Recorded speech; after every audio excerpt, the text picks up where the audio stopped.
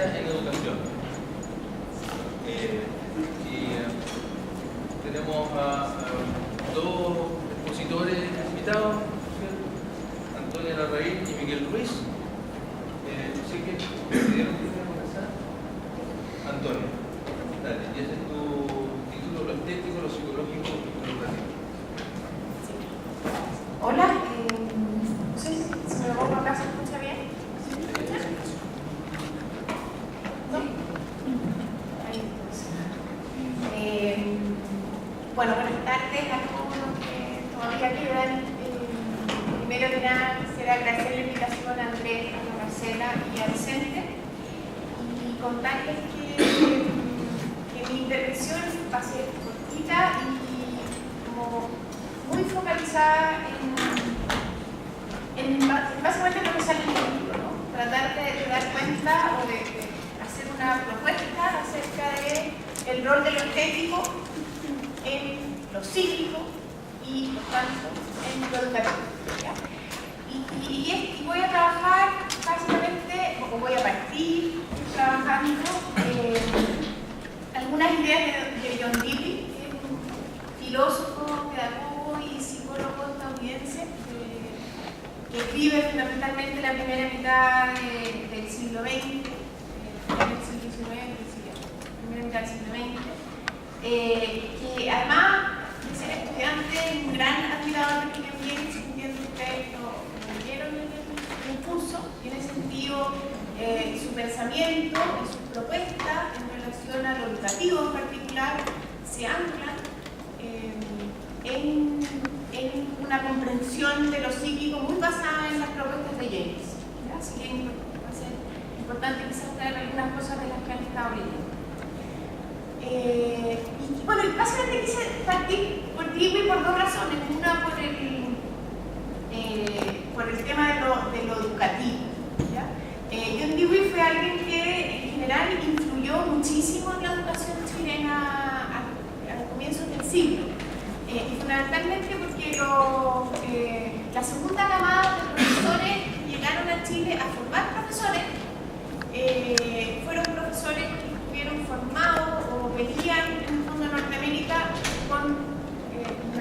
muy influidos por las teorías pedagógicas de John Dewey. ¿Ya? ¿Y por qué es importante tenerlo en cuenta?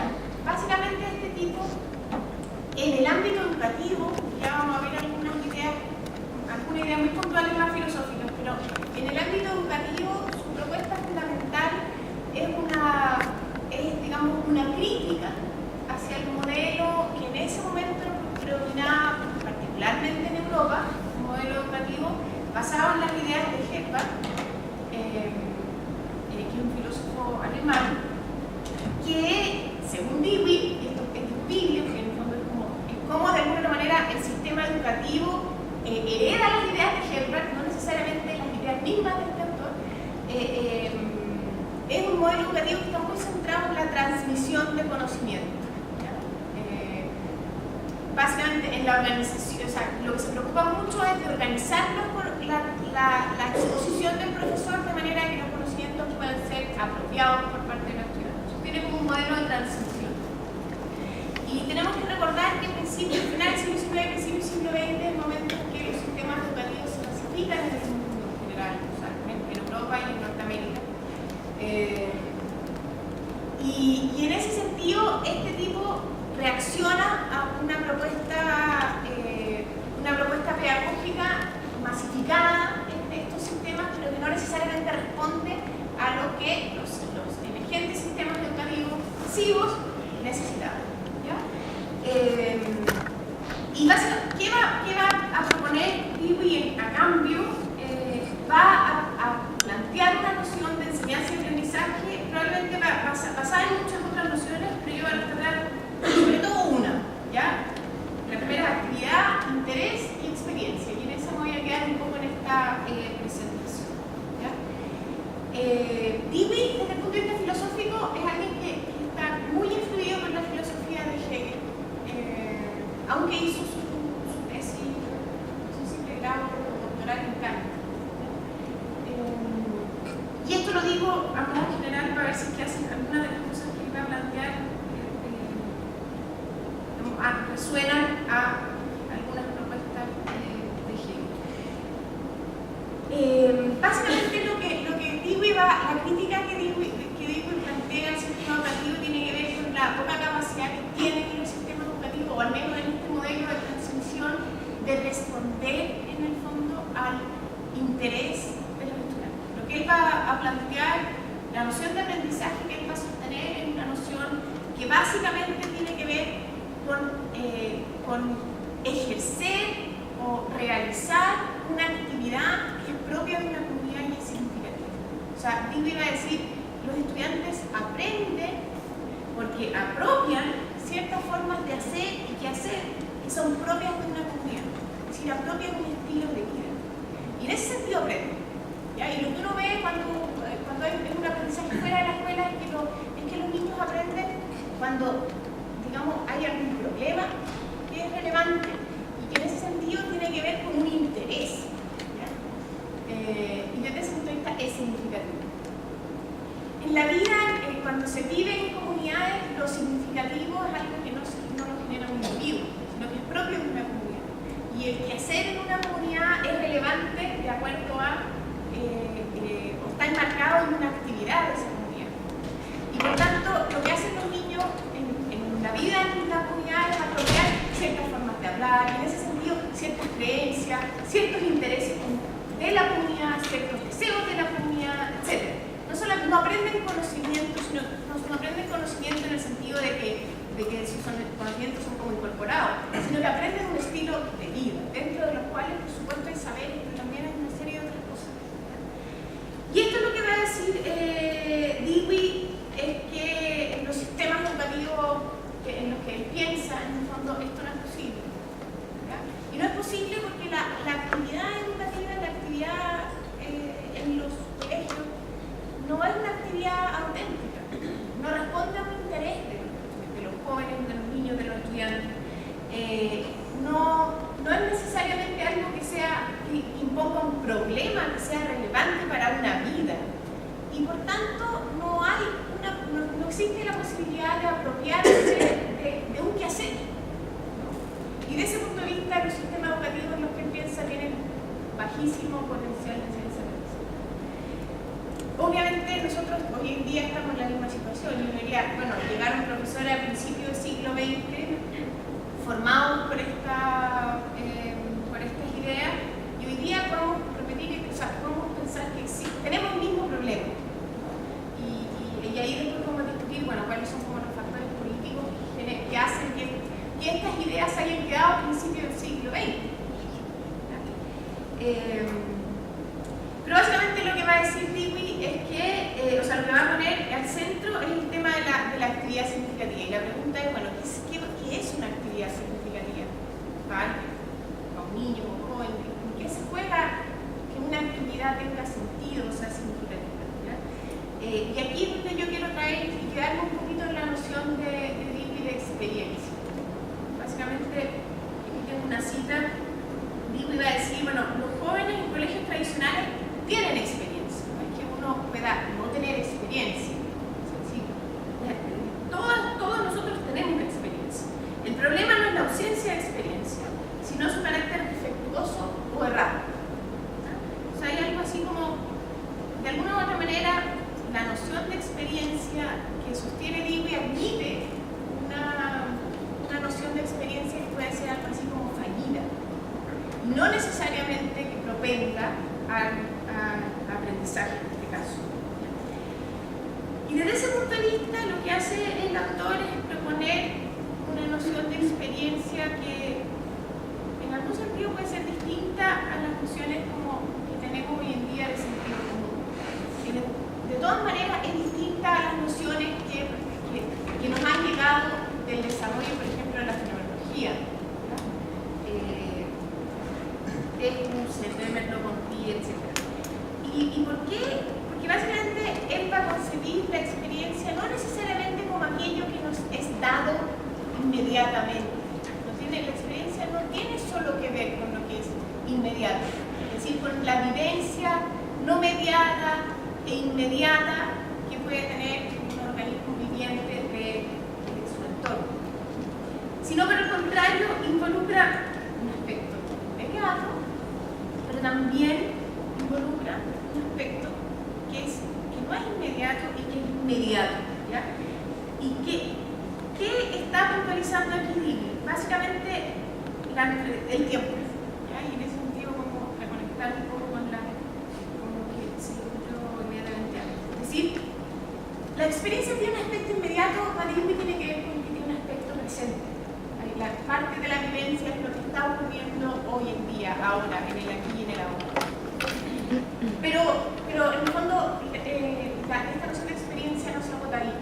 La experiencia en el fondo tiene que ver con un flujo constante. La experiencia tiene que ver con la vivencia de un cambio constante. En este sentido, hay un flujo que ocurre en una dimensión temporal, ¿ya? Hay un aspecto desde ese punto de vista de continuidad. Y tiene que ver justamente con cómo el presente constituye el pasado, y también cómo desde ese presente se constituye, en el fondo, cómo se articula lo posible, lo futuro, etc. Entonces, primero tiene que ver con esos dos aspectos. Tiene que ver con algo inmediato en el sentido temporal, no en el sentido de las herramientas que median esa vivencia, y tiene que ver con una cuestión mediata en el sentido temporal también, ¿ya? Pero además tiene que ver con una articulación. La experiencia no solamente involucra una dimensión temporal en el sentido de una duración, sino que involucra, bien, como probablemente ya se mencionó antes, un esfuerzo o un trabajo de articular esa temporalidad, ¿ya? Entonces de construir, no solamente de estar en un flujo continuo, en un cambio continuo, en un continuo movimiento, sino que de articular ese continuo movimiento en cierta totalidad. Y Dewey va a decir de alguna otra manera, o va a hacer ver que en el fondo la dimensión presente o inmediata de la experiencia es importante, pero también es súper importante entender que la experiencia, en el fondo, la experiencia de un individuo transforma las condiciones de las futuras, en el fondo, experiencias. Entonces, no es solo la noción de experiencia de Dewey, no es una cuestión que se viva pasivamente, no es algo que meramente tenga que ver con una cuestión pasiva o de pasión, sino que involucra una cuestión activa en el sentido que transforma las condiciones en las cuales ese mismo individuo va a continuar experienciando en el futuro. Y en ese sentido, la experiencia presente tiene un potencial de transformación que es innegable y que es importante de atender desde el punto de vista educativo. Y él dice, cada experiencia a la vez toma algo de lo que ha sucedido antes y modifica la cualidad de lo que viene después en alguna forma. Y en ese sentido tiene un potencial productivo y tiene consecuencias. De hecho, y acá hay otro punto importante. O sea, el primer punto que quería hacer era eso. Es decir, la experiencia no solamente tiene que ver con una cuestión inmediata, sino que también inmediata. No solamente tiene que ver con algo que con respecto a lo cual el individuo es pasivo, sino que también es activo. No solamente tiene que ver, y es activo en dos sentidos. Uno en el sentido de que se requiere un esfuerzo para articular todo el cambio y el flujo existente en una totalidad, pero también se requiere un esfuerzo porque esa articulación transforma las condiciones de vida del futuro o de los objetivos presentes.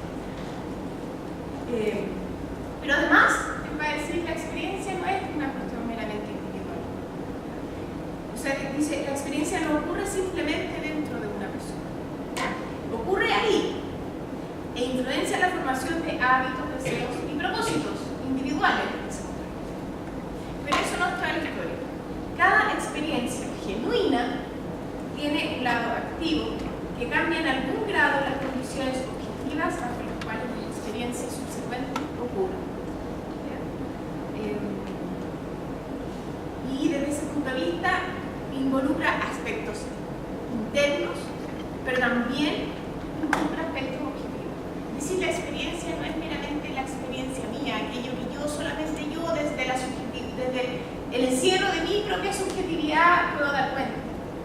La experiencia es entendida como una acción y particularmente como una interacción en el fondo entre aspectos internos y aspectos objetivos, lo que genera lo que Dewey llama una situación.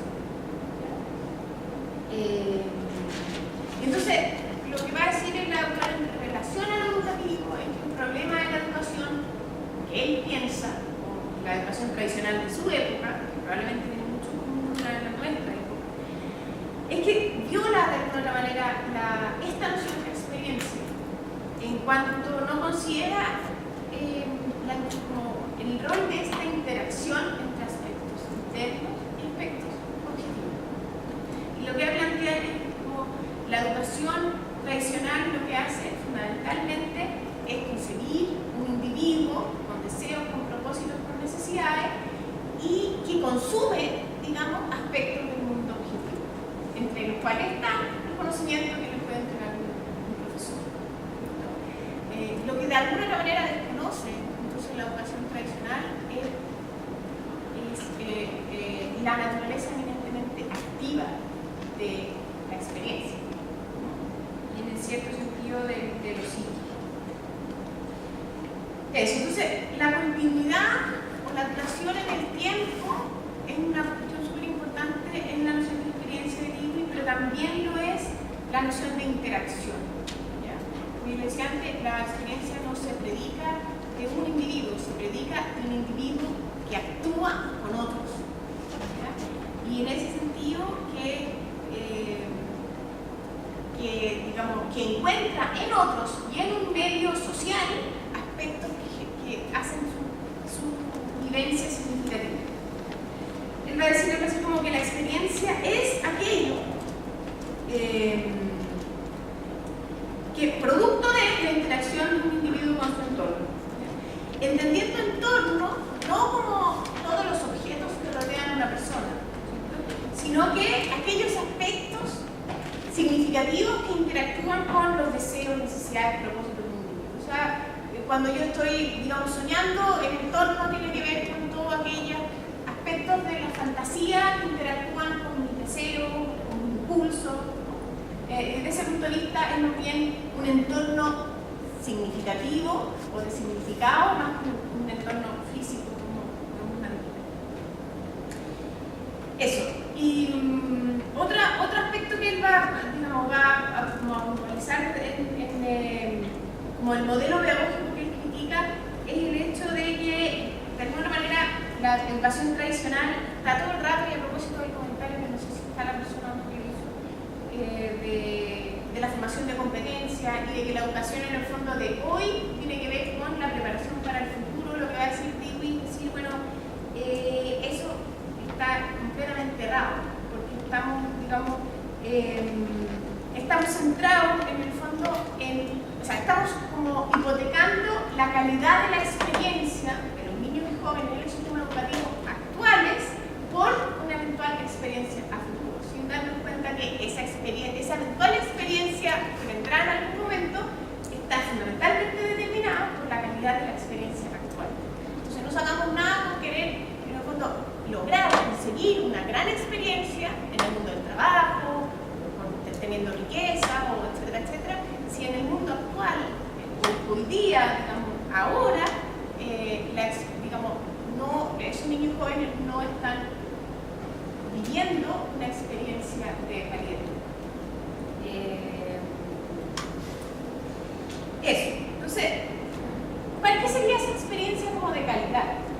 Eso es como importante, ¿no? O sea, decir que ya, estamos hipotecando la experiencia hoy en día, pero ¿por qué la estamos hipotecando? O sea, ¿qué es lo que nos está pasando?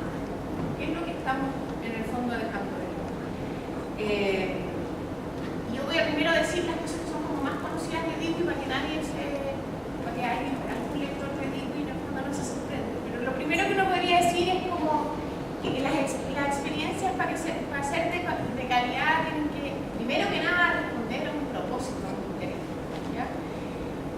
Y ese interés no es un interés que invente un individuo. ¿Ya? O sea, el interés no es una cuestión meramente individual. El interés está condicionado por aquellos intereses, valores, creencias de la comunidad a la que tú perteneces.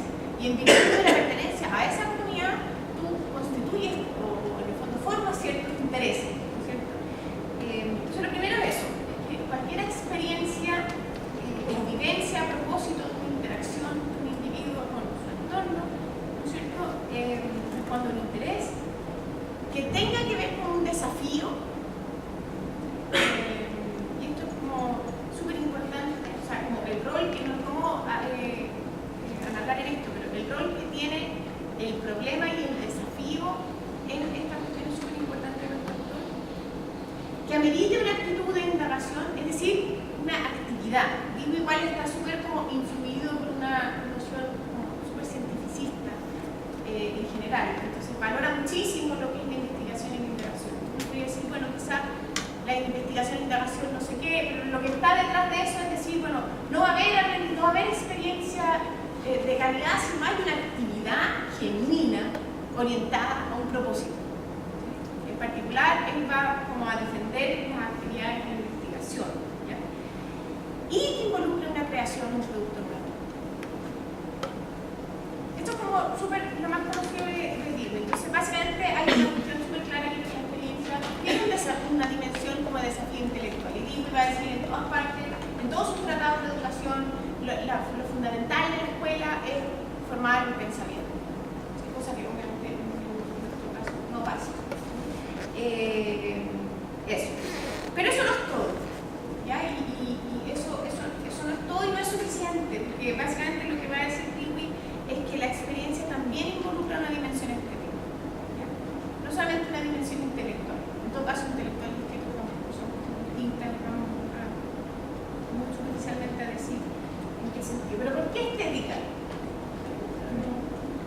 Reacciona en ese sentido, o sea, decir, bueno, ¿por qué una experiencia de calidad, una experiencia que puede ser significativa para un futuro, tiene que tener algo así como estético? Si lo estético tiene que ver con una obra de arte, que yo voy a un museo, o cuando yo pinto, o cuando compongo una pieza musical, pero ¿qué tiene que ver aquí? Y básicamente tiene que ver con lo que con las dos cuestiones que yo mencioné. Uno, con el trabajo de articulación temporal de una experiencia, y otro, en el fondo, o sea, con el esfuerzo de articulación, y otro con la noción de totalidad. Una experiencia significativa para James, en el fondo, es una experiencia que tiene un carácter de totalidad.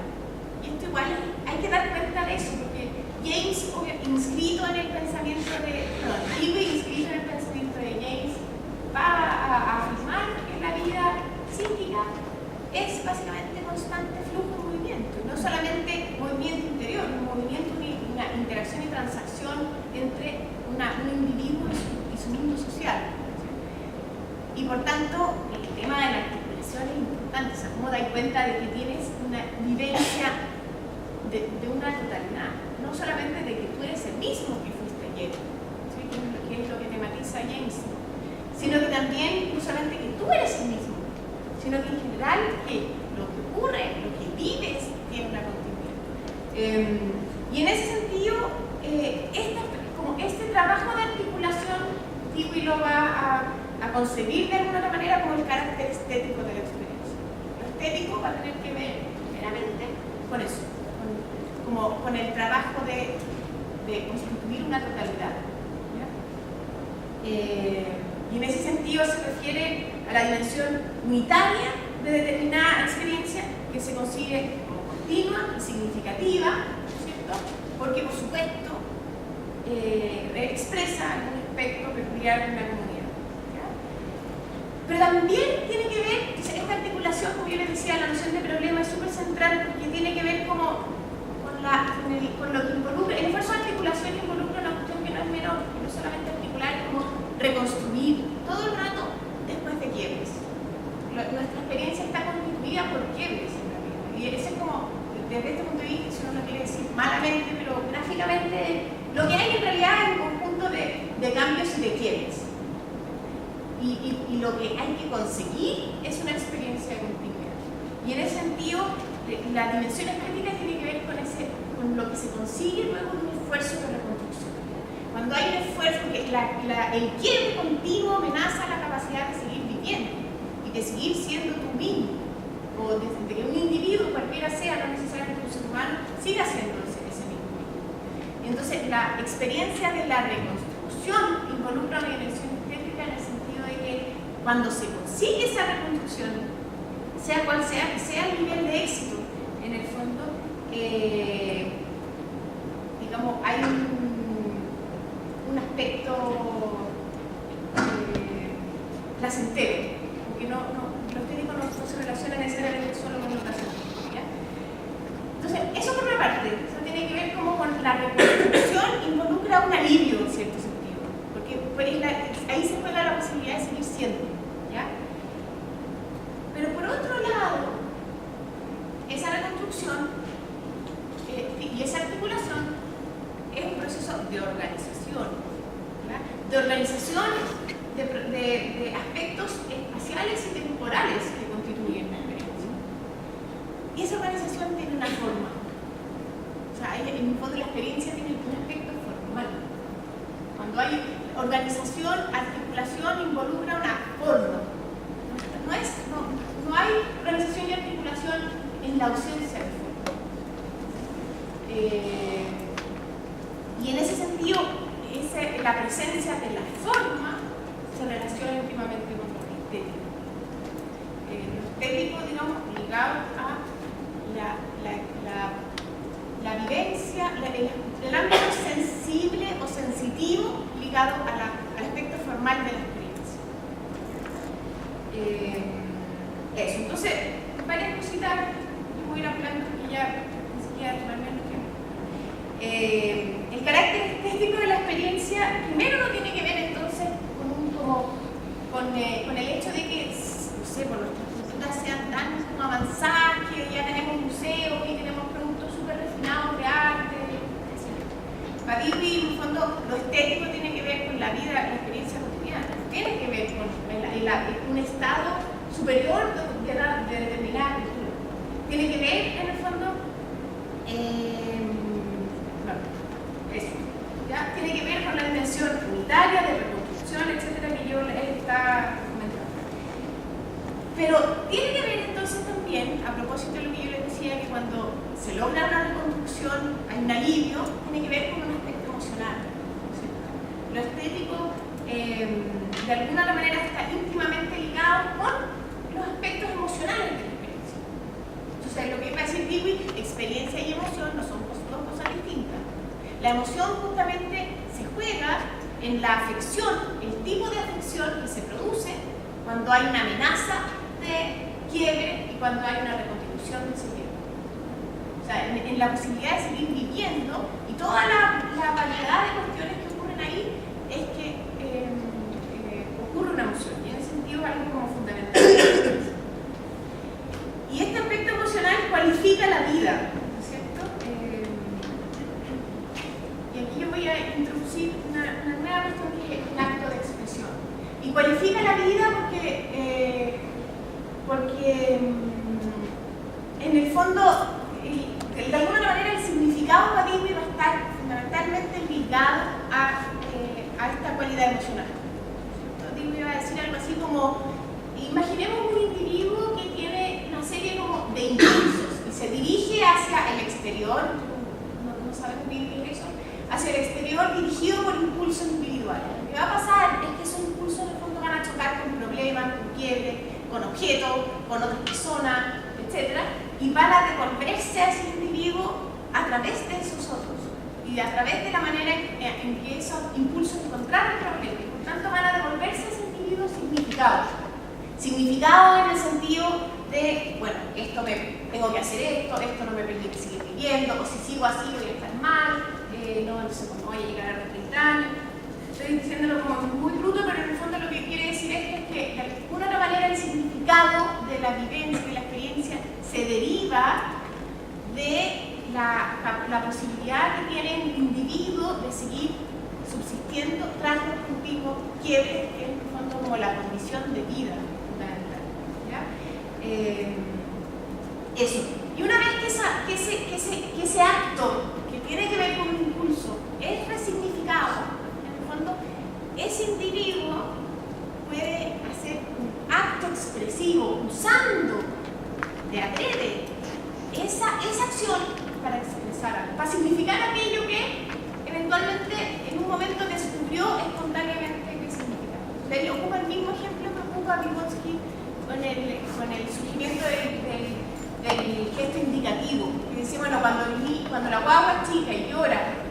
así, quiere la mamadera, quiere una mamadera más, quiere la satisfacción del impulso, pero cuando la mamá o no se la da o se la da, lo que hace es no solamente devolverle una mamadera, sino que darle un significado a ese gesto. De ahí en adelante ese niño va a ser, cuando haga así, no va a ser meramente un gesto de demanda, va a ser, en las palabras de Dewey, un acto de expresión. Es decir, va a manipular cierta acción para generar una emoción, un significado en un otro. ¿Ya? Y eso es un acto expresivo. Entonces la dimensión estética de la experiencia también tiene que ver con eso. Tiene que ver con el ámbito de la fabricación, tiene que ver con el ámbito de lo técnico, como estaban hablando antes. Y por eso, obviamente, lo estético siempre está ligado al arte, y el arte ha sido concebido desde hace mucho tiempo como una técnica, es decir, como propiamente una cuestión que es propiamente técnica y que tiene que ver con la fabricación, la producción, la manipulación. Lo que hay detrás de la dimensión estética de la experiencia, es decir, en el fondo, la experiencia está atravesada por acciones que son, por acciones que son producciones, fabricaciones, manipulaciones que constituyen actos de expresión.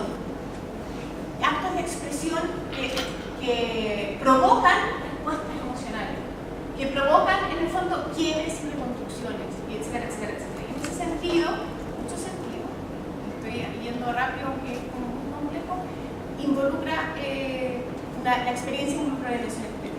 Entonces, involucra la dimensión estética por una parte, por una cuestión de unidad, de reconstrucción, del alivio que genera una reconstrucción exitosa, etc. Pero también involucra la experiencia en una dimensión estética en el sentido de que la experiencia no es pasiva, no es producto de acciones que hago porque el entorno me provoca, es activa y en el fondo está atravesada por actos expresivos que son voluntarios, que son en el fondo intencionales, intencionados y que como han tenido un antecedente, en el fondo saben cuáles son las consecuencias que pueden llegar a tener en el futuro. En ese sentido la experiencia tiene un ámbito técnico, también desde el punto de vista de Dewey, a través de su dimensión estética. Eso, o sea, todo lo que tiene que ver con lo estético involucra también la pregunta por lo bello, que no lo voy a alcanzar a decir ahora. Solo quisiera terminar, porque no voy a poder desarrollar esta idea como escribirlo, pero lo que dice Dewey entonces es decir, bueno, lo estético es un ámbito de la experiencia. Entonces uno diría, bueno, aquellos que nos interesa el tema del discurso, ¿y qué pasa con el discurso? Yo diría, lo estético tiene que ver con aquel ámbito de la experiencia que no se pone en palabras, que no es discursivo. Y esto, ¿por qué? Porque, por ejemplo, cuando uno habla de lo estético ligado a la articulación de la experiencia, a propósito de James, no sé si leyeron esta parte de James, pero James en el fondo lo que va a plantear es que la articulación entre el yo que soy ahora y el yo que fue hace un instante, en el fondo, se da a través de un acto, de un proceso de generalización. Es decir, yo de alguna manera en el presente me apropio del yo pasado y lo generalizo, lo hago mío, lo concibo. Y aquí se está hablando de algo distinto. O sea, el proceso de unificación de la experiencia no está ocurriendo a través de procesos de generalización, de pensamiento lingüístico, verbal, sino que está ocurriendo a través de procesos que tienen que ver con lo particular y lo sensitivo. Entonces, en ese sentido, la pregunta por el discurso es importante. Y yo no lo voy a comentar, solo lo voy a ir a la conclusión nomás. Desde el punto de vista de, al menos de ciertas teorías del discurso, desde las cuales yo trabajo, por ejemplo la teoría del Martín, de Golochi, y también la teoría implícita en el fondo de los trabajos de Vygotsky, uno tendría a pensar que el discurso en el fondo no es algo opuesto a lo estético, sino que involucra también una dimensión estética fundamental. ¿Y por qué? Porque el discurso en el fondo, por un lado, tiene una cuestión formal que es súper importante. O sea, cuando yo le digo a alguien, está ahí bonito, cuando yo le estoy diciendo eso a Miguel, está ahí bonito, digo, está ahí bonito, el significado de lo que yo le estoy encuentra en la proposición, se encuentra en la forma en cómo se lo digo, en la entonación, en el ritmo, ¿cierto? En ese sentido, para comprender un discurso, el aspecto formal es fundamental. Entonces, la sensibilidad y lo sensible desde el punto de vista discursivo es relevante. Entonces, en ese sentido, lo estético tiene un rol en el discurso también, pero también por el hecho de que digamos, desde el punto de vista estético, esta cuestión que yo decía antes, de la fabricación, de la posibilidad de fabricar en particular, o sea, el discurso lo que da, en cierto sentido, es la posibilidad de fabricarme como si fuera un otro, de concluirme, ¿cierto? Porque cuando uno hace trabajos de subjetivación, de identidad, trabajos que involucran cuestiones con sí mismo, eso es súper difícil, siempre, porque uno es sí mismo. Entonces, requiere ayudas, requiere prótesis, requiere, digamos, aspectos más técnicos que te permitan objetivar, que te permitan, en el fondo, mirar incluso aquellos aspectos más oscuros de ti mismo. El arte permite esa cuestión. No necesariamente, digamos, el lenguaje académico te facilita esa cuestión, ¿no? Pero sí te lo facilitan productos propiamente estéticos, ¿cierto? Como la escritura, la música. Lo que uno está haciendo ahí, en cierto sentido, es elaborar emociones y, sobre todo, poder elaborar aquellas cosas que están súper en la medida en que tú las objetivas y las pones como si fuera propia de otra persona y no necesariamente, ¿verdad? Entonces, solo para terminar, decir que entonces, desde mi punto de vista, en el fondo, el discurso sí tiene una dimensión estética y en el fondo, y estas dimensiones estéticas cumplen un rol fundamental no solamente en unificar la experiencia, sino también en las distintas actividades psíquicas, ¿cierto? Y aquí estoy pensando particularmente en los trabajos de construcción de sí mismo y identidad, ¿ya? Y en ese sentido, y para volver en el fondo a lo que partimos, es decir, que la experiencia de calidad esté fuera de la educación, ¿ya? En el sentido de que en los colegios o en el mundo educativo tradicional hay poco espacio para poder, digamos, o sea, tiene poco espacio los trabajos que nos ocupan muchísimo, sobre todo en las culturas, que tienen que ver con los trabajos de construcción del mismo, trabajos identitarios, etcétera, etcétera, ¿no? Tienen muy poco espacio y de hecho cada vez tienen menos. Arte cada vez menos hora, música prácticamente no hay, ¿cierto? Hay súper poca actividad extracurricular. O sea, tenemos un sistema que se orienta cada vez más a excluir aquellos aspectos que hacen de una experiencia, si no un vivir, una experiencia de calidad. Y desde ese punto de vista estamos en realidad como en lo mismo que al principio, bueno, mucho peor por todo lo que ha pasado, que al principio del siglo eso.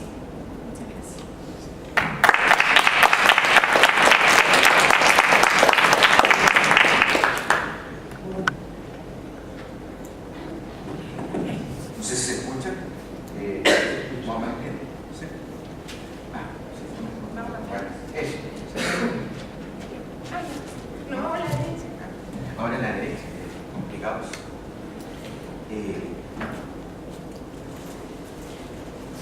Bueno, ya se había hablado un poco acerca de eso, porque escuchándote uno no sé si lo ven en el curso, pero escucha que todavía tiene actualidad ese viejo librito de Cándido, ¿no? De la crítica frontal juzgar, ¿cierto?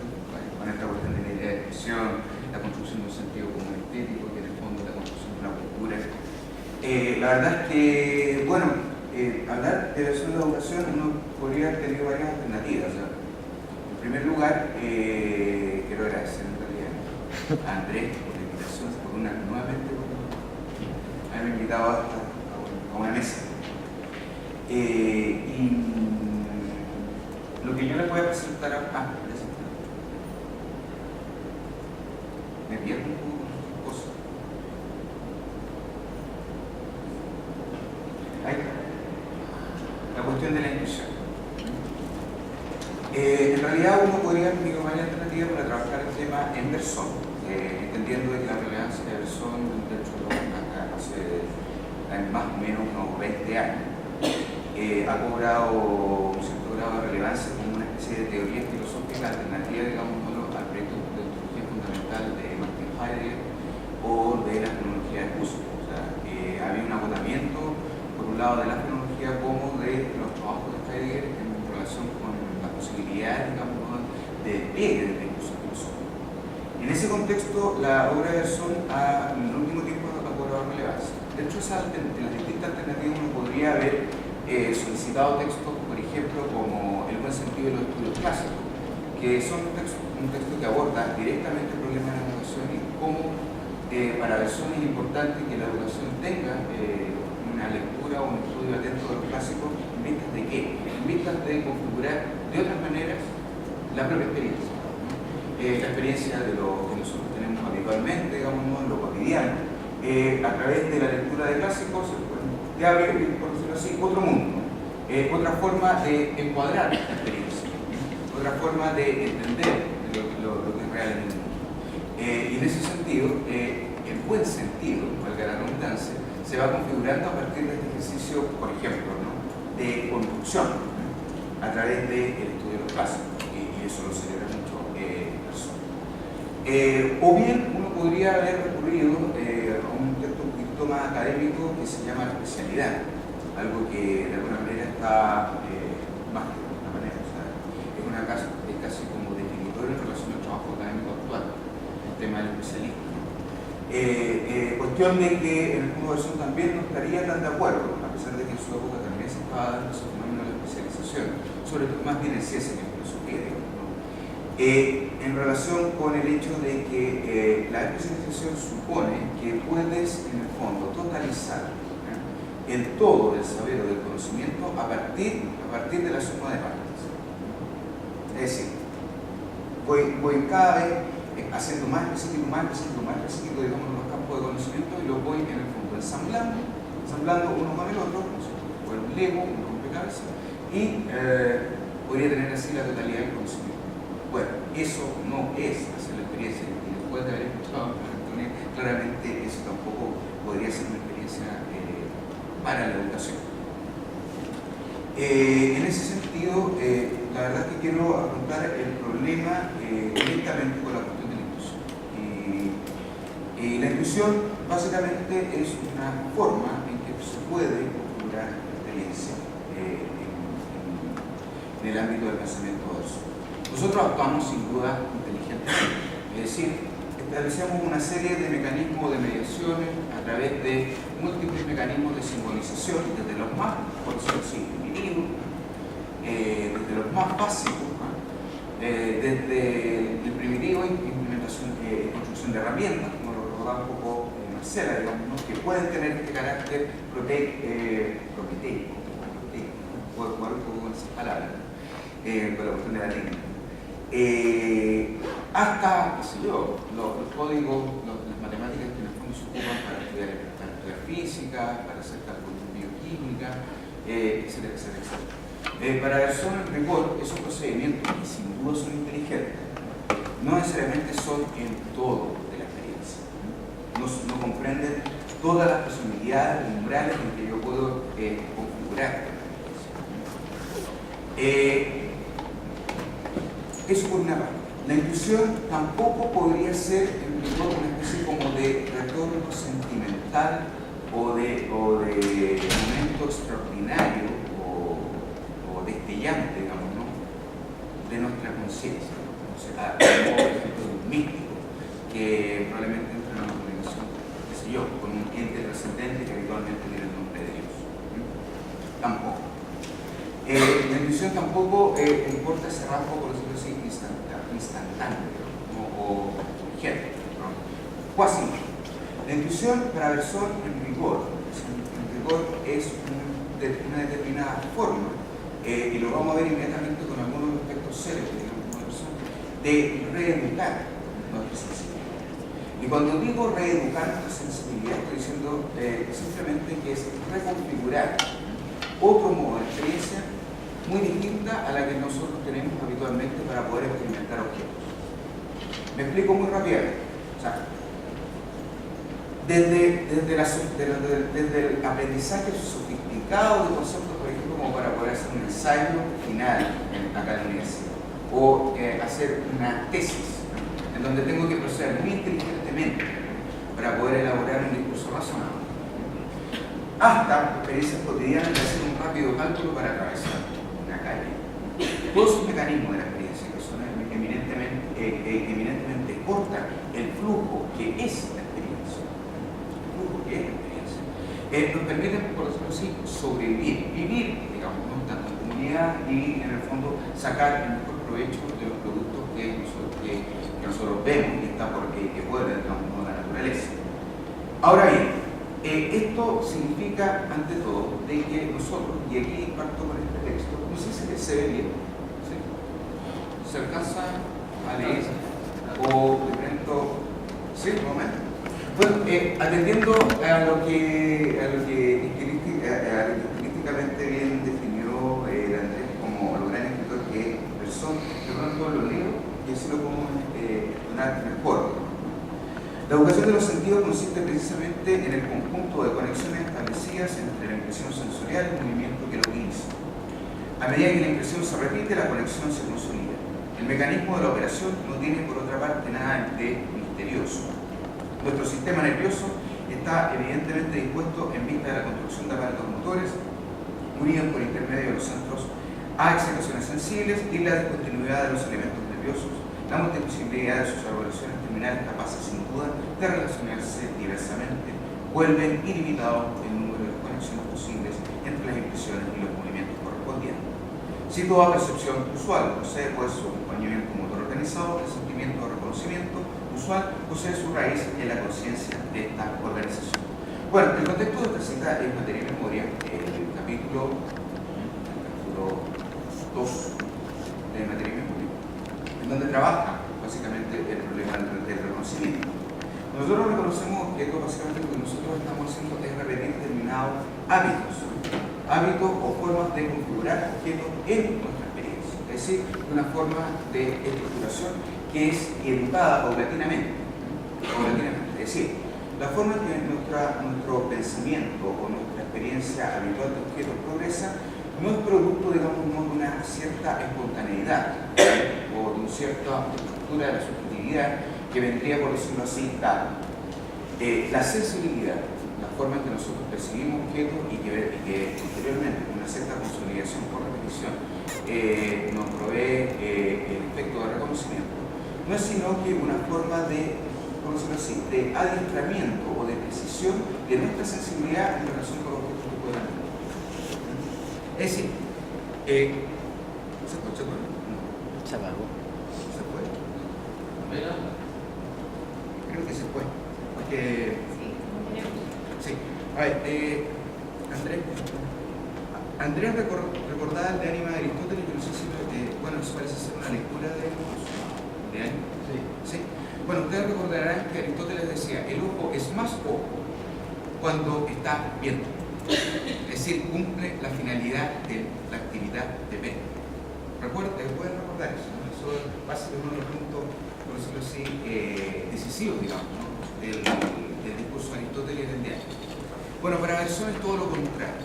Es decir, la sensibilidad en los ojos no están para ver, sino que han sido educados y organizados para poder tener esa percepción habitual de objetos.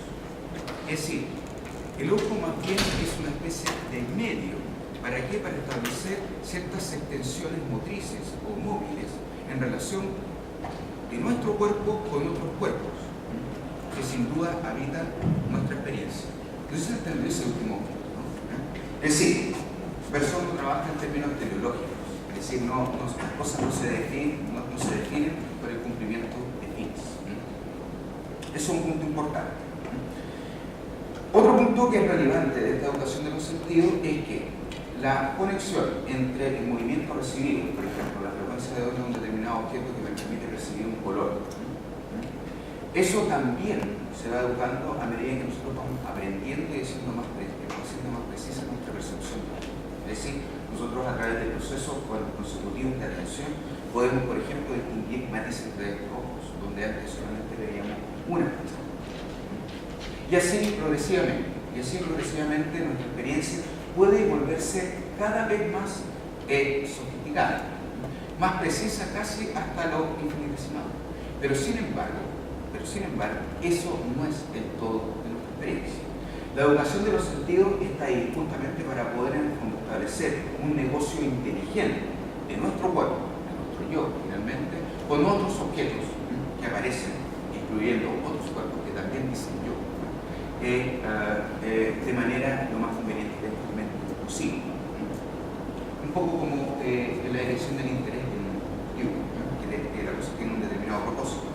Es decir, la inteligencia procede por propósito, pero eso no es el todo de la experiencia. La intuición tendría que venir a resolver ese problema. Voy a leer otro textito que me parece que es como relativamente decisivo en relación con esta cuestión de la intuición, que es un texto que extrae la evolución creada. Habría que apelar a la experiencia, una experiencia depurada, quiero decir, liberada, allí donde hace falta, de los marcos que nuestra inteligencia ha constituido a medida que los progresos de nuestra acción sobre las cosas. Una experiencia de este tipo no es una experiencia intemporal. Ella solamente busca, más allá del tiempo espacializado en el que creemos recibir continuas organizaciones entre las partes, la duración concreta en la que se efectúa sin cesar una refundición radical del todo. Ella sigue lo real en todas sus sinuosidades, no nos conduce, como al método de construcción, a generalidades cada vez más altas, pisos superpuestos de un magnífico edificio, al menos no deja brecha entre las explicaciones que nos sugiere y los objetos que se trata de explicar. Lo que pretende aclarar es el detalle de lo real, y ya no solamente el conjunto. Bueno, este es un texto que me parece como decisivo, es un texto de producción creadora, en relación con el rol que tendría que venir a cumplir la intuición. La intuición, en el sentido walsoniano, y viendo desde acá comentaristas o grandes comentaristas como Deleuze, vendría a configurar una especie como de método filosófico. A ver, la intuición, hay varias, por decirlo así, hay varias acepciones de intuición. Nosotros tenemos evidentemente una intuición sensible de objetos, que por medio de la subsunción o la aplicación de determinadas reglas categoriales podemos en el fondo establecer, por ejemplo, distintos grados de atribución. Eso es lo que eventualmente, por ejemplo, un filósofo como Kant diría que es conocimiento, es decir, el feliz encuentro de una materia sensible que es subsumida por la aplicación de una regla conceptual. Ese feliz encuentro es lo que nosotros llamamos conocimiento, es decir, nosotros podemos decir que esto es una pista o esto es una especie de interfaz para poder, y aquí se puede jugar, una especie de interfaz que me permite poner en comunicación este otro dispositivo con ese otro dispositivo. Bueno, todos esos reconocimientos o esos juicios analíticos, sintéticos, nos dan una imagen de la experiencia, de una experiencia interesada en el conocimiento de objetos. Sin embargo, eso no son todas las posibilidades, digamos, ¿no?, de configurar nuestra propia experiencia, ya que eso responde a una necesidad vital, es decir, es porque necesitamos vivir, es porque nosotros tenemos que actuar inteligentemente en el contexto de la naturaleza, en el contexto de la cultura, en el contexto, qué sé yo, de la universidad. La intuición, en el fondo, es una especie de deshacerse de los marcos habituales, por muy sofisticado que esto sea, deshacerse de los marcos habituales en que nosotros efectivamente configuramos nuestra experiencia. Esa apertura nos da el dato del futuro. Es decir, ya no tenemos entidades discretas, unas separadas de las otras, y que las vamos enlazando convenientemente a través de juicios, gracias a determinados conceptos que de alguna manera nuestro entendimiento nos provee, por ejemplo, causalidad, sino que más bien lo que hallamos ahí, es un tipo muy específico de experiencia que bien podríamos considerarla como la experiencia de la conciencia. Es decir, la conciencia que nosotros tenemos de nuestro propio cuerpo, tratando de intervenir otros cuerpos. La intuición, en rigor, tendría que poder deshacerse de sus marcos habituales, de esa forma habitual de configurar la experiencia. Eso es lo que Persona entiende por método de construcción.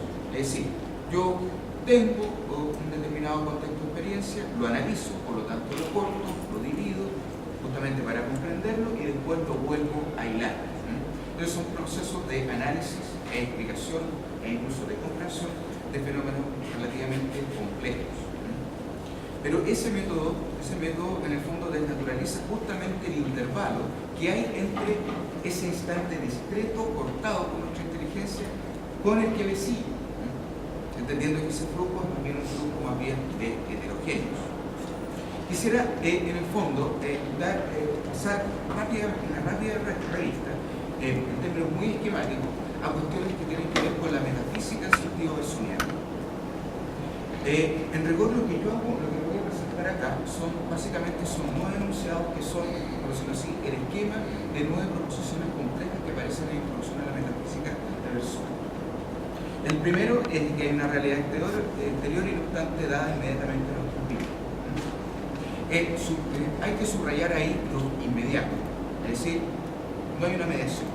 Lo que nosotros tenemos en una experiencia cualquiera, desinteresada, es decir, no tratando de hacer la separación entre sujeto y objeto, sino simplemente lo que tenemos es una apertura a una realidad exterior inmediata. Evidentemente no sabemos qué es lo que hay en esa realidad exterior inmediata. ¿Por qué? Porque no tenemos la mediación justamente para poder establecer los mecanismos de identificación, análisis, reconocimiento, esas cosas que se nos presentan sin duda en la experiencia. 2. Toda realidad es pues tendencia, si se conviene llamar tendencia, a un cambio de dirección en estado naciente. Toda realidad es movimiento. Es decir, el dato inmediato es que el todo está en movimiento. 3. Y evidentemente, si está en movimiento, se nos da una heterogeneidad y un cambio continuo. 3. Nuestra inteligencia, cuando sigue su inclinación natural, procede por percepciones sólidas por un lado y por concepciones estables por otro. Cada concepto, como también cada sensación, es una cuestión práctica que nuestra actividad pone a la realidad y a la cual la realidad habrá de responder como conviene a los negocios, con un sí o con un no. Pero por tal razón de lo real deja escapar lo que es su esencia misma, es decir, su campo. ¿Qué es lo que deja escapar? Los cortes que realizan efectivamente la inteligencia es justamente la movilidad, el flujo. ¿Por qué? Porque todo está en movimiento. A ver, pensemos un poco esta cuestión. Nosotros ahora estamos en un contexto de una suerte de conferencia, pensamos que estamos todos quietos. Pero ustedes están en rigor en reposo. Senso estricto, e incluso individualmente, están en reposo. Uno no tendría que decir inmediatamente quieto.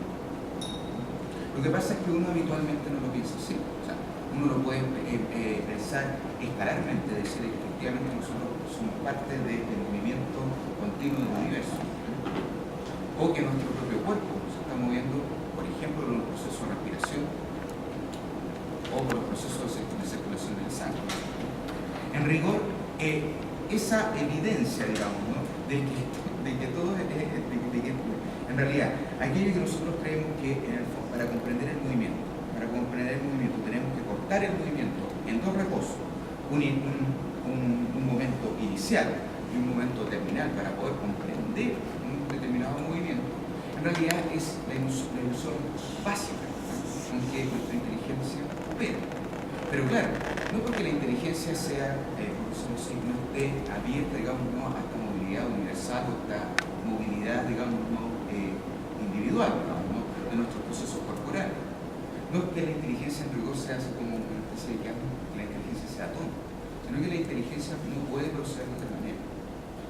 En el sentido eso no podría proceder de otra manera, sino que cortando en vistas de qué, en vistas de analizar aquello que ahí se da en un momento y en un lugar determinado.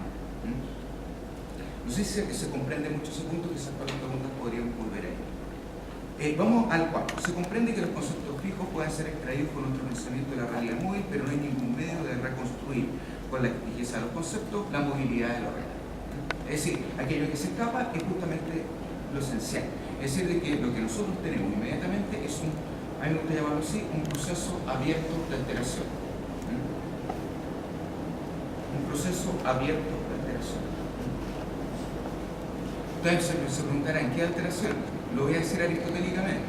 Es la actividad de lo potencialmente activo y pasivo a la vez. Esa es la definición de alteración que ustedes pueden encontrar en el libro de física. No les voy a dar el numerito porque no soy tan inteligente. 5. Las demostraciones que se han dado sobre la relatividad de nuestro conocimiento están, pues, manchadas con un vicio original. Ellas suponen, como el dogmatismo que ataca, que todo conocimiento debe necesariamente partir de conceptos de contornos acabados para alcanzar con ellos la realidad que fluye. Es decir, esto es un implícito, esta proposición es un implícito ataque al criticismo kantiano. Es decir, para Bersot no habría algo así como una deducción trascendental de los conceptos, ni en A ni en B.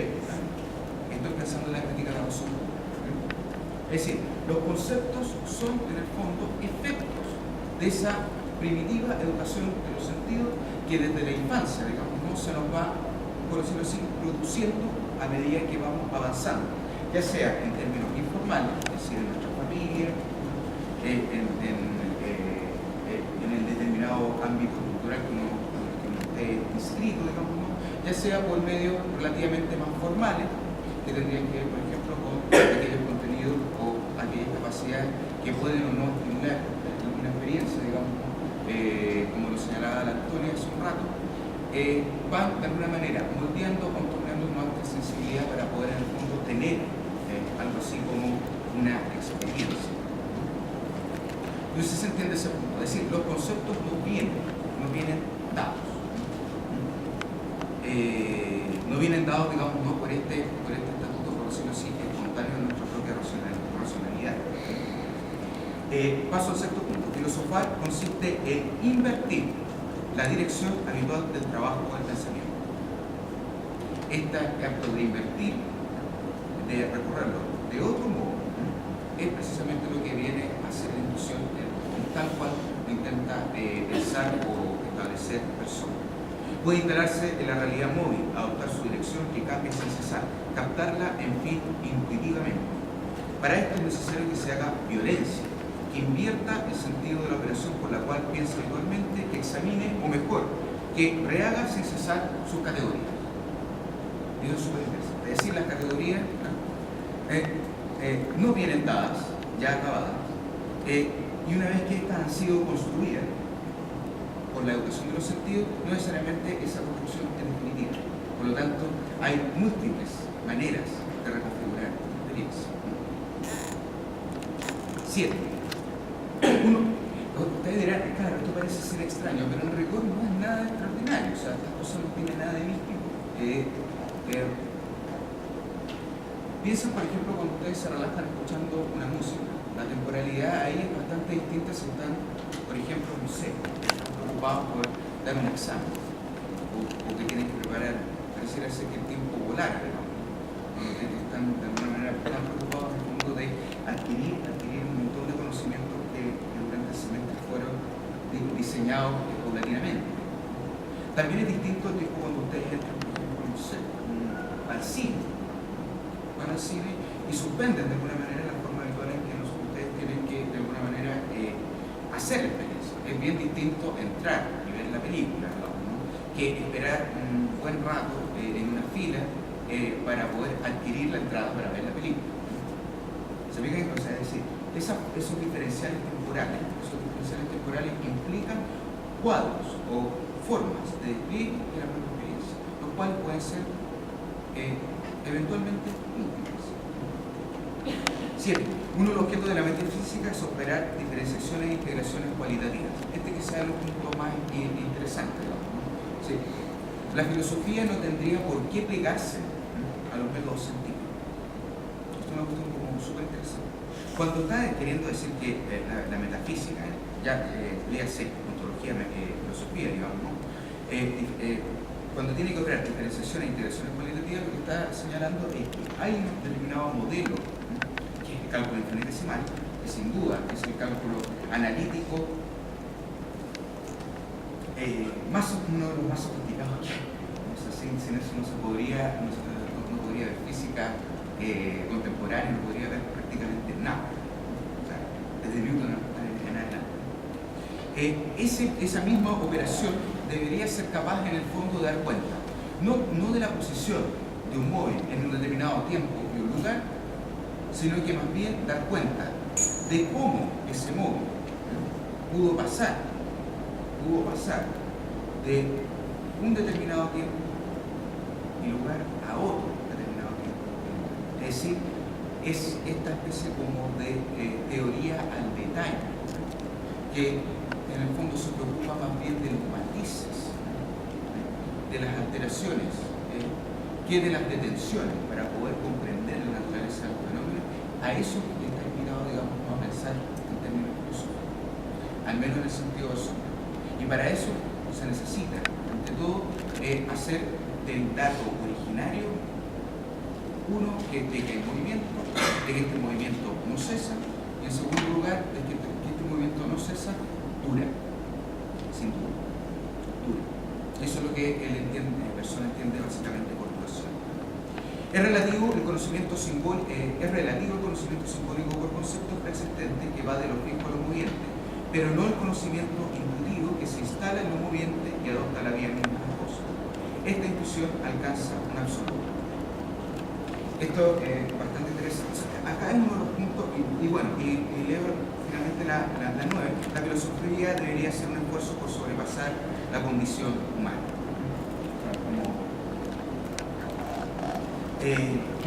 Uno se tendría que preguntar, ¿cuál es la condición humana? La condición humana, de suyo, se define por su trato inteligente con las cosas. Sobrepasar la condición humana no significa volverse superhombre o Superman o Batman, Iron Man, porque es un individuo bastante inteligente por lo demás. Significa, ante todo, deshacerse de ciertos hábitos, de pensar, de comprender o inteligir las cosas. A eso es lo que invita la filosofía. Ahora, eso cuesta mucho, los hábitos eso cuesta bastante, porque claro, tenemos que funcionar en el mundo, tenemos que ser capaces de cruzar la calle y hacer un rápido cálculo para que no nos atropellen, tenemos que ser lo suficientemente capaces de calcular cuánto nos vamos a demorar, digamos, qué sé yo, si hay un accidente o si hay una marcha, cuánto nos vamos a demorar en llegar al lugar en donde nosotros tenemos que cumplir una tarea, por ejemplo, los exámenes. Eso sí, habitualmente nosotros somos bastante inteligentes. Ahora, ¿qué es lo que quiere hacer la intuición? Es justamente desmontar esos hábitos para, en el fondo, construirlos. No es que nos volvamos más tontos, sino que lo real se nos presenta de otra manera. Bastante parecido a como lo hace el arte. Es muy parecido a lo que hace el arte. Claro, Persson lo diría así. El arte me da de alguna manera el dato fundamental en lo particular. La filosofía debería, a través de la intuición, darme lo general. Pero claro, el procedimiento, por decirlo así, que uno ve en la filosofía watsoniana, procede bastante parecido al arte.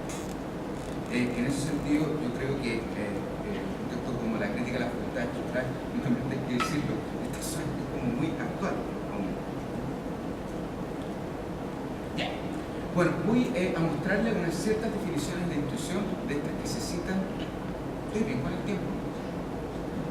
No, pero, o sea, todos los seminarios se nos dejó aquí ningún horario, así que, dale. Ya. Fíjense, o sea, es bastante difícil. Les voy a dar las citas de alguna manera que son como las más citables, así como la intuición pura, exterior e interior, es siempre de una continuidad indivisa. La inteligencia, ¿qué es lo que les da? Una discontinuidad a la cual tienen que en el fondo reconstruir en sus enlaces. Pero tengo que pensarlo así, tratar de dar vuelta a esta fórmula para el lado de la inteligencia.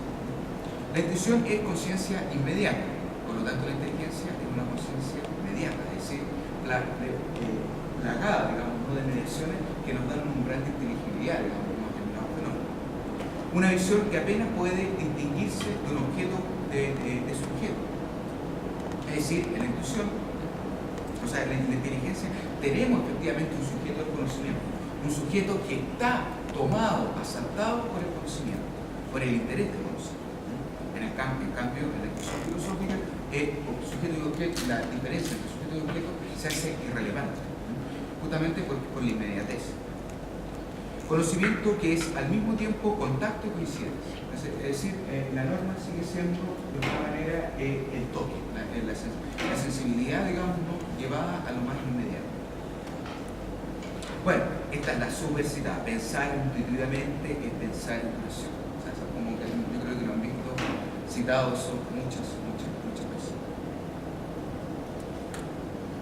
Es decir, pensar en intuición significa pensar en términos de tiempo más que de espacio. Porque en el espacio yo puedo distinguir una cosa respecto de la otra.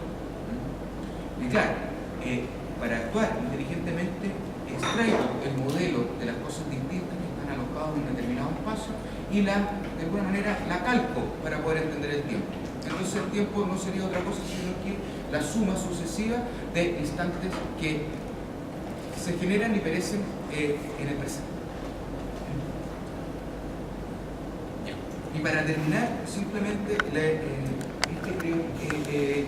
porque aquí es el texto que de alguna manera esta cuestión se presenta como este método presenta en su aplicación dificultades considerables y sin cesar renacientes, pues exige un esfuerzo enteramente nuevo para la solución de un nuevo problema. Renunciar a ciertos hábitos de pensar y aún de percibir ya es difícil. No se trata todavía más que de la parte activa del trabajo por hacer. Y cuando se lo ha hecho, cuando uno se ha colocado en eso que llamábamos la curva de la experiencia, cuando uno se ha aprovechado del naciente resplandor que iluminando el paso de inmediato lo útil da comienzo al alba de nuestra experiencia humana, resta aún reconstituir con los elementos infinitamente pequeños de la curva real, que de este modo percibimos la forma de la curva misma, que se extiende en la oscuridad detrás de ellos. En este sentido, la tarea del filósofo, como la entendemos, se asemeja mucho a la del matemático que determina una función partiendo de su diferencial. El rumbo extremo de la investigación filosófica es un verdadero trabajo de integración. ¿Integración de qué?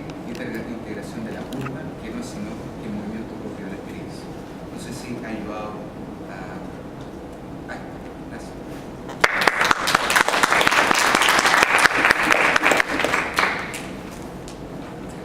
Bueno, Vamos sin micrófono. Vamos sin micrófono. ¿cómo que sin micrófono? Sí, Hay que cambiarle por otra batería.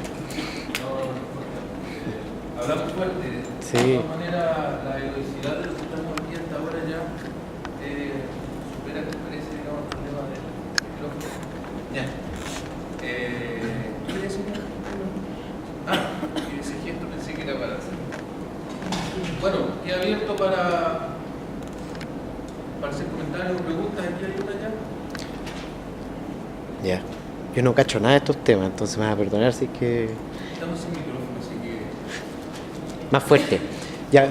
Yo me pregunto si es que no hay un riesgo al hablar de estas distintas formas de trato con las cosas, al clasificar una como inteligencia y la otra como intuición, que generalmente son entendidas como facultades psicológicas, y entonces una sería la intuición ligada a la duración, la otra la inteligencia con la división, el espacio, la otra el tiempo.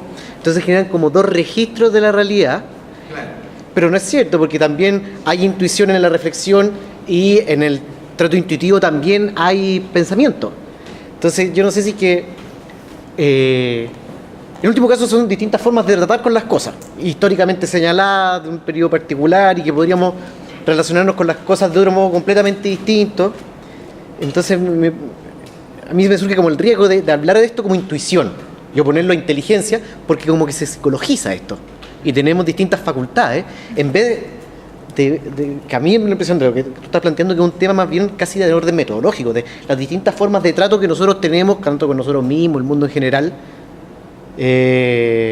Eso, yo creo que esa es la intuición que tú tienes, que está a la base, pero sí veo todo el rato el riesgo de, es horrible decirlo así, pero como de psicologizarlo. Exacto. Bueno, por eso me cuidé de no ocupar la palabra facultad. Claro, eso, es cierto. Pero cuando uno ya habla de intuición e inteligencia, Sí. chuta, ¿cómo digo que en verdad estas son distintas formas de trato en lugar de facultades? Es que después de Kant uno, es bien difícil en el fondo no entender estas modalidades de experiencia a partir, digamos, ¿no?, de ese gran conocimiento otras se distinguen y tienen sus propios, por decirlo así, ámbitos e intereses, digamos, ¿no? En relación con la provisión de objetos que ellas buscan. O sea, ahora bien, en el caso lo voy a exponer de esta manera. La conciencia, en general, es como el ámbito propiamente de la psicología, digamos, ¿no? O del despegue, de todas las teorías psicológicas. En el caso de Bersón, claro, evidentemente no lo voy a hacer aquí porque claro, tendría que haber metido otros textos. En el caso de Bersón, la conciencia es conciencia ante todo del propio cuerpo en relación con otros cuerpos.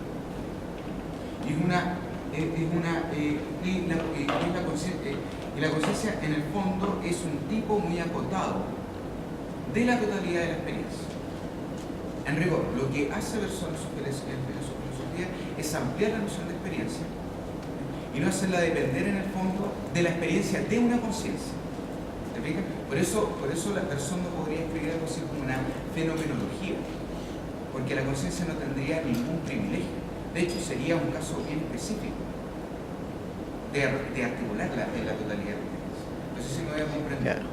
Claro, pero no sería fenomenología siendo entendida como fenomenología subjetiva, Merleau-Ponty, Sartre, porque la fenomenología precisamente es el tema y la formulación que hace Heidegger de las distintas formas de trato que yo tengo con la realidad y cómo esas me constituyen ciertos correlatos objetivos. Es decir, si yo me acerco científicamente a una silla es muy distinto si que me acerco en otro contexto a esa silla y desde ese planteamiento la noción de conciencia, la noción de lo psíquico, la noción de intuición, la noción de inteligencia, se piensan como determinaciones reflexivas que no dejan ver precisamente esto.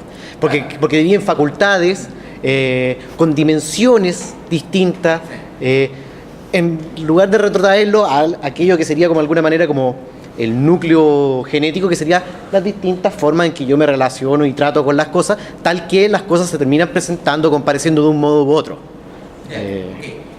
Bersón no podría aceptar esa forma de planteamiento, pero entiendo por qué se le asemeja.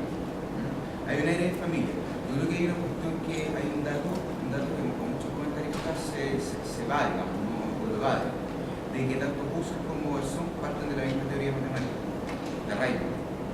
En la teoría matemática de Riemann enfatiza una aproximación, por decirlo así, metodológica muy interesante en relación con la teoría de la multiplicidad. Es decir, del mismo modo yo tengo un trato múltiple porque son múltiples las posibilidades de las estructuras intencionales que configuran, digamos, ¿no?, la conciencia, ¿cierto? Ya. Para Bersón eso es lo que hace la experiencia, no una conciencia. La conciencia es una forma de atención bastante precisa de mi cuerpo con otros cuerpos, y lo que van dividiendo de manera múltiple. El problema de las estructuras intencionales, del despliegue de las estructuras intencionales en la fenomenología, es que todavía sigue tratando empíricamente el despliegue de la experiencia. Entonces me voy a entender, es decir, que yo puedo distinguir a través de descripciones, cómo comparecen, digamos, los objetos, digamos, ¿no?, a mi conciencia. En el caso de Bersón, a él no le interesa, digamos, esas formas de comparecer. En rigor, él no vería una diferencia, él vería solamente una diferencia de grado entre el hecho de que comparezca tu silla, la silla, digamos, como científicamente, en el fondo para estudiarla o para rediseñarla, que no es muy, hay una diferencia de grado en relación con el comparecer de la silla, en relación al hecho de que tú la quieres para sentar. En un caso, probablemente lo va a hacer un diseño para que una silla sea más cómoda o más atractiva. ¿Para qué? Para sentarse. En el otro caso, simplemente comparece la silla para sentarse. No hay diferencia de naturaleza entre esas dos modos bien inteligentes, ¿no?, de llevarse las cosas, que es lo que ofrece la intuición. La intuición, en el fondo, te ofrece en el sentido la apertura a una experiencia del mundo, en términos temporales. Y para eso tienes que desinteresarte. Eso es súper potente, eso es lo como no potente. O sea, no, tu trato con las cosas no puede ser interesado. No tiene que proponerse. Al menos en mi versión de eso. Solo una nota, que la pregunta por el tema de las facultades es el mismo que el tema de las potencialidades o los poderes, ¿no? Por lo tanto, la misma cuestión que trabajamos un rato de la potencia en persona, se aplica a la cuestión de las facultades, o sea, comparto totalmente la lectura que se me quiere en ese punto, ¿no? El punto no es entender el trato con las cosas, porque eso tiene que ver básicamente con la inmediatez de la acción, ¿no? Sino justamente pensar la experiencia de una manera, aquí se llama, ¿no es cierto?, técnicamente intuición, pero son cosas que podría ser un poco confuso, ¿no? Porque la intuición en cierto modo no es una manera, a ver, no es una facultad en el sentido propio, ¿no es cierto?, pero sí es eventualmente un poder, ¿no?, o una potencia que en la medida en que está operando,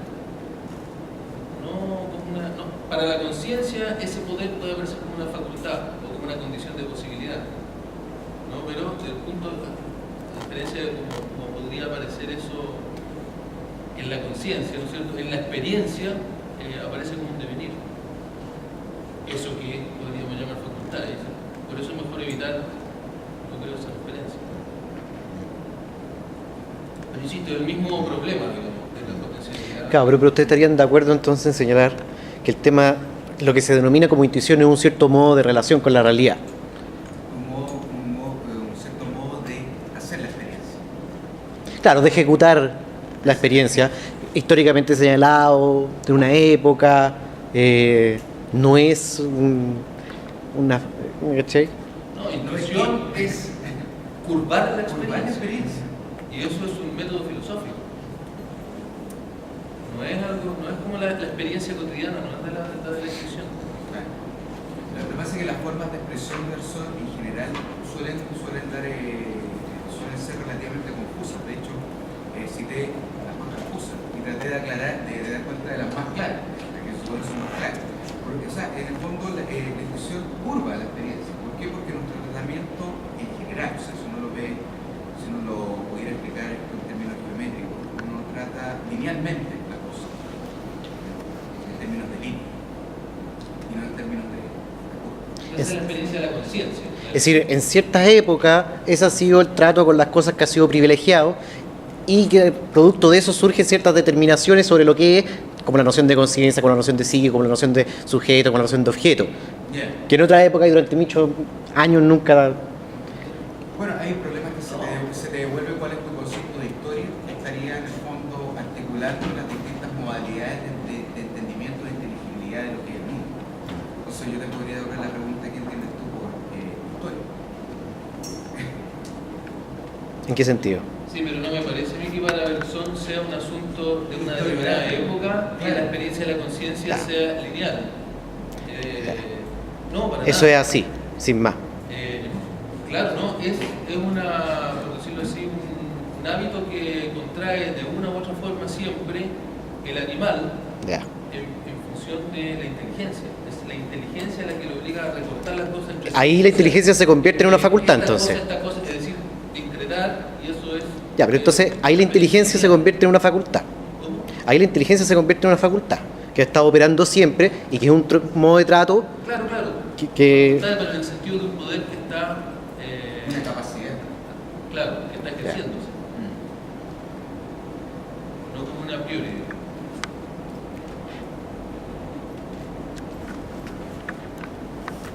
Sí, ya está, perdona. Quiero hacer una pregunta. Planteaste una pregunta sobre el discurso y si podía ser opuesto a la experiencia estética, ¿no? Que resolviste diciendo que la experiencia estética, o sea, que Ponle más volumen, que el discurso incluía, o digamos, la experiencia estética estaba incluida en el discurso, ¿cierto? Yo me pregunto, ¿por qué no hablar del discurso en sí como una forma de experiencia estética en cuanto a un acto expresivo? Y si no se puede decir eso, ¿por qué? ¿Cuál es la diferencia? ¿Qué es eso otro que lo hace ser distinto digamos, de igualar? Y yo me podría agarrar de eso mismo, que estaba súper interesado en eso. ¿Hasta qué punto, en el fondo, tú estás dando, por decirlo así, conceptos, elementos que uno podría comprender a partir de una cierta noción de estilística. Con el ejemplo se me apareció bastante, porque en realidad de efectos, por decirlo así, eufóricos, de entonación, que son efectivamente súper materiales en la construcción de cualquier discurso, de cualquier enunciado. En el fondo, ahí está lo que se produce en una expresión propiamente tal, eso, digamos. O bien lo que nosotros podríamos entender de un sentido que se fuga, digamos, ¿no?, de cualquier régimen de significación previamente determinado. Particular. Claro. Yo lo llamaría estilística, una nueva estilística.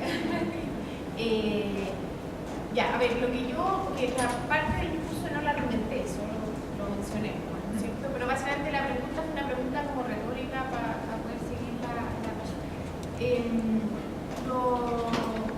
Básicamente lo que yo diría es que el discurso tiene una dimensión estética, ¿no es cierto? Y en el fondo, desde mi perspectiva, basado básicamente en la lectura de Bakhtin, de Volotin, etcétera, que lo hemos tratado con ustedes también, y es un poco lo que yo quería recalcar, es que en el fondo tampoco yo diría que el discurso es tiene que ver solo con el ámbito de la expresión y de lo estético, no solo tiene que ver con eso, pero sí involucra en el fondo una dimensión estética. ¿Sí? El discurso entendido de una manera como bien particular, el discurso entendido como un proceso de comunicación en el fondo social que ocurre en ciertos medios semióticos que tienen forma, ¿ya? En ese sentido involucran siempre en la construcción y la producción un ámbito de la sensibilidad, pero también una producción una fabricación intencionada de esa forma.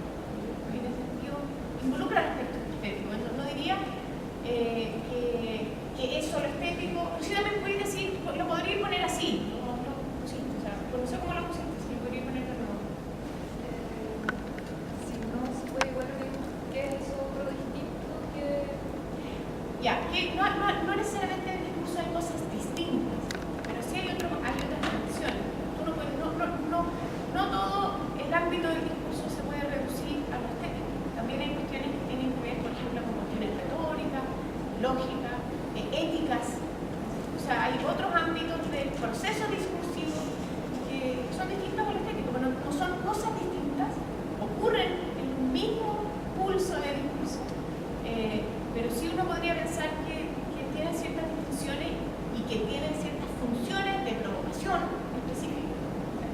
Y en ese sentido, yo diría lo estilístico no podría necesariamente reducir lo estilístico a lo estético, porque lo estilístico sí tiene que ver con el acto expresivo y la particularidad que se involucra con lo particular, pero no es tan claro, no tiene tan claramente ese otro ámbito que tiene construcción de la totalidad, ¿cierto?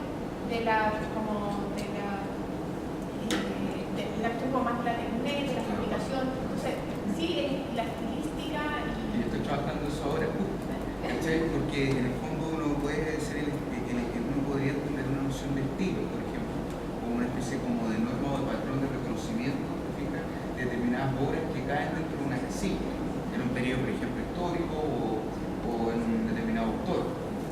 Cuando uno dice, por ejemplo, no sé, un cuento kafkiano, en rigor, el estilístico puede ser en el fondo una disciplina que se haga cargo de detectar cuáles son los procesos de singularización en que los enunciados entran en una determinada producción de sentido. Entonces, bueno, estoy inventando esa cosa. en ese sentido, yo diría, claro, que es una parte. Eso. Y en ese sentido, el acto expresivo tampoco agota lo estético. Pero sí es una parte del ámbito de los estéticos en el curso. O sea, en el fondo hay muchas otras cosas detrás que no están que tiene que ver con la teoría cercana. En el fondo, como usted concibe el discurso y todos los argumentos que tienen. Pero eso más o menos lo podría hacer. Pablo,